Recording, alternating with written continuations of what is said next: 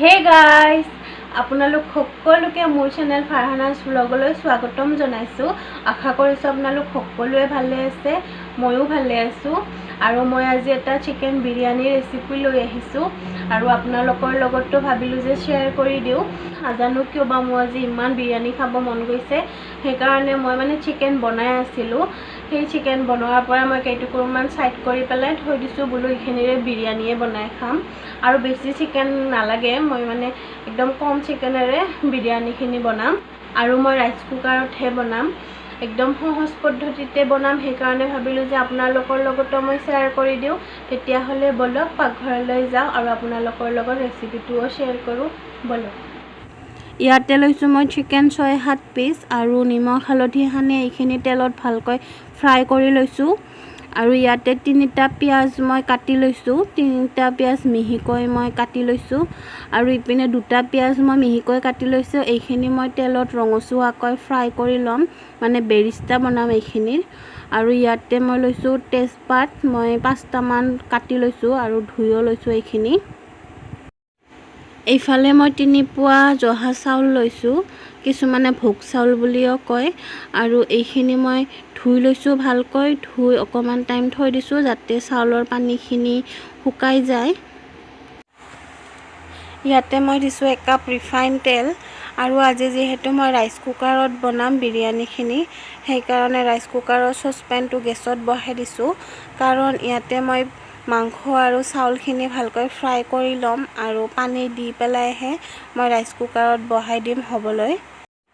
তেলখিনি গৰম হৈ গৈছে আৰু তেলখিনিতে মই সৰু সৰু 4 টুকুৰা ডালচেনি দিছোঁ। এইবাৰ ইয়াতে দিম মই পিঁয়াজ, 3টা পিঁয়াজ যে মই মিহিকৈ কাটি থৈ দিছিলোঁ, সেই পিঁয়াজখিনি ইয়াতে দি দিছোঁ। আৰু এইখিনি মই এতিয়া ভালকৈ অকণমান ৰঙচুৱা হোৱাকৈ ভাজি ল'ম।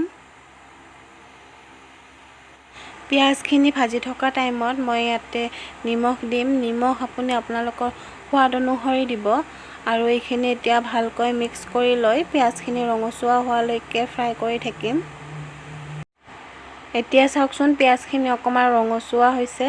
এইবাৰ মই ইয়াতে এচামুচ নহৰু পেষ্ট আৰু এচামুচ আদাৰ পেষ্ট দি এইখিনি ভালকৈ মিক্স কৰি ল'ম। আৰু 1 মিনিট সময় এইখিনি ভালকৈ ফ্ৰাই কৰি ল'ম যাতে আদা নহৰুৰ কেঁচা গোন্ধটো গুচি যায়। 1 মিনিট ফ্ৰাই কৰি লোৱাৰ পিছত এইবাৰ মই ইয়াতে তেজপাতকেইটা দি পেলাই মিক্স কৰি ল'ম। আপোনালোকক শুকান মছলাখিনি দেখুৱাবৰ কাৰণে মই এনেকৈ প্লেটত উলিয়াই লৈছোঁ। আৰু ইয়াতে আছে এচামুচ হালধি গুড়ি, এচামুচ জলকীয়া গুড়ি, এইখিনি ঘৰতে পিচি লোৱা জলকীয়া গুড়ি হয়। আৰু ইয়াতে আছে 2 চামুচ বিৰিয়ানী মছলা, আপুনি যিকোনো ব্ৰেণ্ডৰ বিৰিয়ানী মছলা ল'ব পাৰে।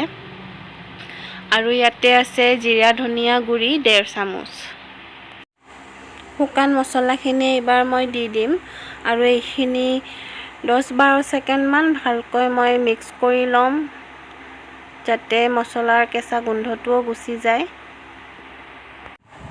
আৰু ফ্ৰাই কৰি থৈ দিয়া চিকেন কেইপিচ মই মছলাখিনিত দি দিম। আৰু চিকেন বেছি লোৱা নাই, কাৰণ মই চিকেন বেলেগকৈ বনাব ওলাইছিলোঁ, তাৰ পৰাহে এইকেইপিচ ছাইড কৰি থৈ দিছোঁ। কাৰণ মোৰ বহুত বিৰিয়ানী খাব মন গৈছিলে আৰু কিবা খাব মন গ'লে বনাব লাগে, হয়নে? খাব লাগে, হেঁপাহটো পলুৱাব লাগে। সেইকাৰণে মানে মই বোলো যি হয় হ'ব, এইকেইপিচৰে মই বিৰিয়ানী বনাই খাম আজি। আৰু আপোনালোককো দেখুৱালোঁ ইমান কম মাংসৰে কেনেকৈ মই বিৰিয়ানী বনাওঁ। আপোনালোকেও চাই থাকক। এইবাৰ মই এইখিনি ভালকৈ ফ্ৰাই কৰি ল'ম, মানে বেছি টাইম কৰিব নালাগে কাৰণ আগতে ফ্ৰাই কৰি লোৱা আছে। 1 মিনিট সময় চিকেনখিনি ফ্ৰাই কৰি লোৱাৰ পিছত এইবাৰ মই ইয়াতে চাউলখিনি দিম। আৰু চাউলখিনি মই 5 মিনিটমান ফ্ৰাই কৰি ল'ম যাতে মছলাখিনিৰ লগত ভালকৈ মিক্স হৈ যায়। ইয়াতে মই 10টামান ইলাইচি লৈছোঁ আৰু এইখিনি থেতেলি ল'ম। থেতেলি লোৱা ইলাইচিখিনি মই ইয়াতে দি দিম আৰু এইখিনি ভালকৈ মিক্স কৰি ল'ম। এইবাৰ মই এইখিনি ফ্ৰাই কৰা হৈ গৈছে। মই 3 পোৱা চাউল লৈছোঁ, সেইকাৰণে মই ইয়াতে 4 গ্লাছ পানী দিম।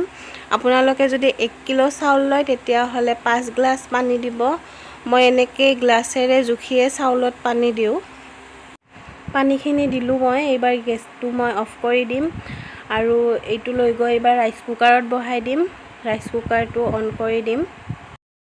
এতিয়া আমাৰ বিৰিয়ানীখিনি হৈ গ'ল, য়েলো লাইট জ্বলিছে।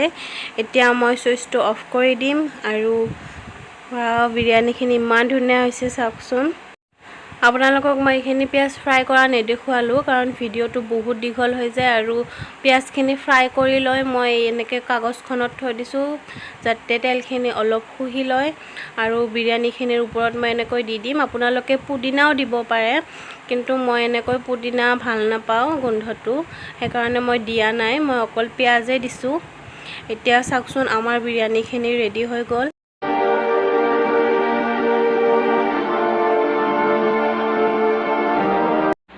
আপোনালোকেতো দেখিলেই মই বিৰিয়ানীখিনি কেনেকৈ বনালোঁ, একদম মানে ইজি, সহজতে বনাব পাৰি আৰু যোনে মানে বাহিৰত পঢ়ে, কলেজৰ হওক স্কুলৰ হওক ল'ৰা ছোৱালীবিলাকে বাহিৰত থাকে নিজে ৰান্ধি খায়, সিহঁতেও মানে এনেকৈ একদম সহজ পদ্ধতিতে বনাই খাব পাৰিব।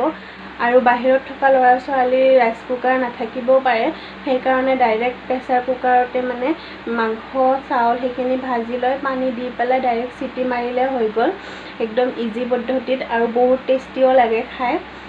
আৰু আপোনালোকেও এনেকৈ এবাৰ ট্ৰাই কৰি চাব, যদি ভাল লাগে প্লিজ মোক কমেণ্টত জনাব কেনেকুৱা লাগিলে। আজিলৈ আহিছোঁ, আশা কৰিম যে এইটো ভিডিঅ' যাতে আপোনালোকৰ বহুত ভাল লাগে আৰু যদি ভাল লাগে তেতিয়াহ'লে মোৰ ভিডিঅ'টো লাইক কৰি দিব, শ্বেয়াৰ কৰিব আৰু মোৰ চেনেলটো প্লিজ ছাবস্ক্ৰাইব কৰি দিব আৰু সকলোৱে ভালে থাকিব, ছেফ থাকিব, বাই বাই।